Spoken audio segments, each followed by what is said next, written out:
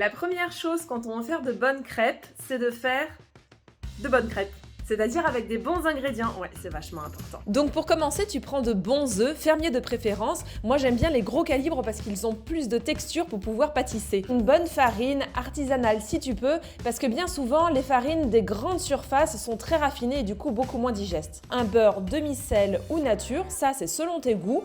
Ensuite tu choisis du lait entier s'il te plaît parce qu'il est plus riche en matière grasse. En pâtisserie, la matière grasse, c'est ce qui va vraiment donner du goût. En fait, le gras permet de fixer les arômes et c'est ce qui va faire que vos crêpes vont être vraiment bonnes et vont être bonnes surtout déjà nature. Et ça, c'est super important. Ça n'est pas la Chandeleur tous les jours, toute l'année. Faites-vous vraiment plaisir aujourd'hui et profitez. Mes œufs fermiers, là, je me suis gagné un double jaune. Ça va être pas mal. Maintenant que tu as les bons ingrédients et donc une bonne pâte à crêpes, il reste plus qu'à faire une bonne garniture pour que l'expérience soit totale. Pour les ingrédients, il suffit de faire un petit tour dans tes placards. Moi, j'avais des bananes, des pommes, des citrons, quelques noix de pécan, des noisettes, il n'y a plus qu'à. Et pourquoi ne pas commencer par Les pommes poêlées avec un petit filet de miel, quelques noix, ça peut être canon. Dans une belle noisette de beurre, parce que c'est le beurre qui va donner ce bon goût au caramel qui va se mettre tout autour des quartiers de pommes. Alors j'ai choisi une pomme de saison, parce qu'il faut savoir qu'il y a aussi des saisons pour des pommes. Des pommes, il y en a quasiment toute l'année, mais elles ne poussent pas toutes au même moment. Le petit zeste de citron pour déglacer rapidement. Sur les pommes poêlées, on va rajouter un petit peu de miel parce que ça va rajouter une légère douceur sucrée et gourmande. Pour ajouter un petit croquant en bouche, toujours dans l'idée des 5 sens, je te propose de concasser des noix. Ici, ce sont des noix de pécan. Bon alors, verdict. On a bien le croquant avec la noix. Le déglaçage avec le filet de citron, c'est vraiment top parce que ça vient un petit peu rajouter de l'acidité là sur les bords de la langue, sur les papilles. Franchement, faut vraiment que tu goûtes. Hein. Passons maintenant à la garniture avec les bananes. Et pourquoi pas avec un peu de rhum ou autre chose? En fait, pour mettre avec les bananes, j'hésite. J'avais dans mes placards une chartreuse, meilleur ouvrier de France. Soit un bon petit rhum, petit casandage d'Haïti.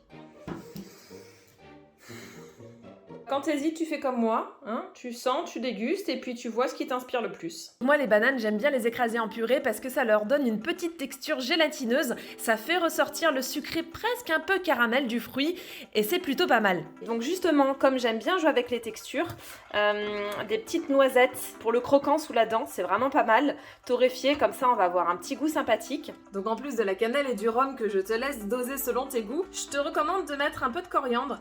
Tu verras, c'est super bon avec la banane, ça va très très bien. Et un peu de poivre. Si, crois-moi. En fait, le poivre a ça de bien qui va réveiller tes papilles. Alors, t'en mets pas 3 tonnes, hein. T'en mets juste un petit peu, de la même façon que souvent on met un tout petit peu de sel, même dans les pâtisseries, parce que c'est un exauceur de goût. Là, le poivre va venir casser un tout petit peu la douceur des bananes pour réveiller tout ça. Et alors, tu verras le match parfait.